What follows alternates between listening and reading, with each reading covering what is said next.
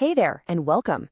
Today, we're going to dive into something super important, but often overlooked, the silent signals from one of your body's absolute hardest working organs, the liver.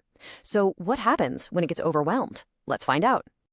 So, let me ask you something. Do you ever feel like no matter how much sleep you get, you're still just dragging yourself through the day? It's such a common feeling, right?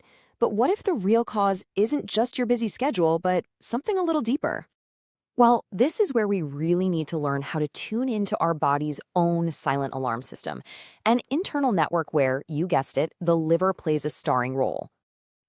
People often call liver issues a silent killer because they're usually diagnosed way too late. But here's the thing, your body is so much smarter than that. It sends out these subtle signals, these little early warnings, long before things get really critical. Today, we're going to learn how to actually listen to them. Okay, so the first major signal we need to talk about is chronic fatigue. And I don't mean just feeling a bit tired. This is that deep, persistent, sluggish feeling. When your liver is struggling, it starts to mess with the hormones that carry oxygen, and it throws your blood sugar all out of whack. And the result? You feel weak and just utterly exhausted. All right, so fatigue is something you feel on the inside, right? But some of the absolute clearest signals actually show up on the outside. So let's take a look at these external warning signs. We're going to keep an eye out for three really key external signs: a yellowish tint to your skin and eyes, itching that just won't quit, and noticing that cuts and bruises are taking forever to heal. These are some of the clearest physical clues your body can give you. So let's start with that yellowish complexion. It's a condition called jaundice, and it is a classic sign that something is off. You might notice it first in the whites of your eyes, or maybe just an overall sallow look to your skin. So why does this even happen? Well, it all comes down to a substance called bilirubin. It's this yellow pigment that gets produced when old red blood cells break down. Now, a healthy liver just processes it, no problem, but an overloaded liver, it can't keep up. So that bilirubin builds up in your system, and it literally stains your skin with that distinct yellow color. Okay, next up, let's talk about itching. It's so easy to just brush this off as a simple allergy or maybe some dry skin, but if you're dealing with persistent, really severe itching and there's no obvious cause, it could be a sign of something much more. See, what happens is when your liver or your kidneys are failing, all these waste products start to build up in your blood, and that's what causes that intense, maddening itch. So this isn't just a skin issue, it's a deep internal signal that your body's filtration system is in serious trouble. And that brings us to our final external sign, slow healing. Have you ever noticed that a tiny paper cut is just sticking around for weeks, or a bruise just won't seem to fade? That could be a clue. Your liver is absolutely crucial for healthy circulation and tissue repair. So when it struggles, your body's amazing ability to heal itself gets compromised. Your tissues are kind of starved of the resources they need to renew, and that's why those minor injuries just seem to linger forever. Okay, so we've covered all the signs that you can literally see on the outside. Now, let's go a little deeper and explore the internal red flags, the symptoms that you feel. Now, this next one is, well, it's pretty specific and a little unusual. When waste products aren't getting filtered out properly, they build up in your bloodstream. And from there, believe it or not, that waste can actually be broken down into ammonia right there in your saliva.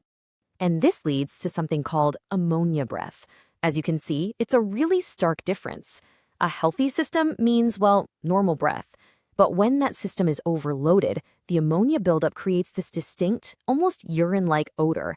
It's a very clear sign that your internal filtration system is under a lot of stress. Another key signal is that constant feeling of being bloated or frequent waves of nausea. It's so easy to just blame a bad meal, right? But if this is happening consistently, your body is definitely trying to send you a message. Yeah, you can almost think of vomiting as your body's last resort, like an emergency exit for all that waste that can't be processed the normal way. And the bloating? That's often from fluid building up, which is another sign your internal systems are under some serious pressure. What about your head? Ever get that brain fog? That feeling of being mentally slow, or you're really struggling to concentrate, especially after you eat? This is another really important internal signal.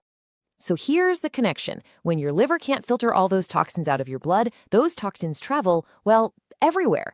And that includes your brain. This toxic buildup, combined with high sugar levels and a lack of oxygen, can directly slow down your brain's function. Okay, I know we've just gone through a whole bunch of warning signs, and it might feel a little concerning.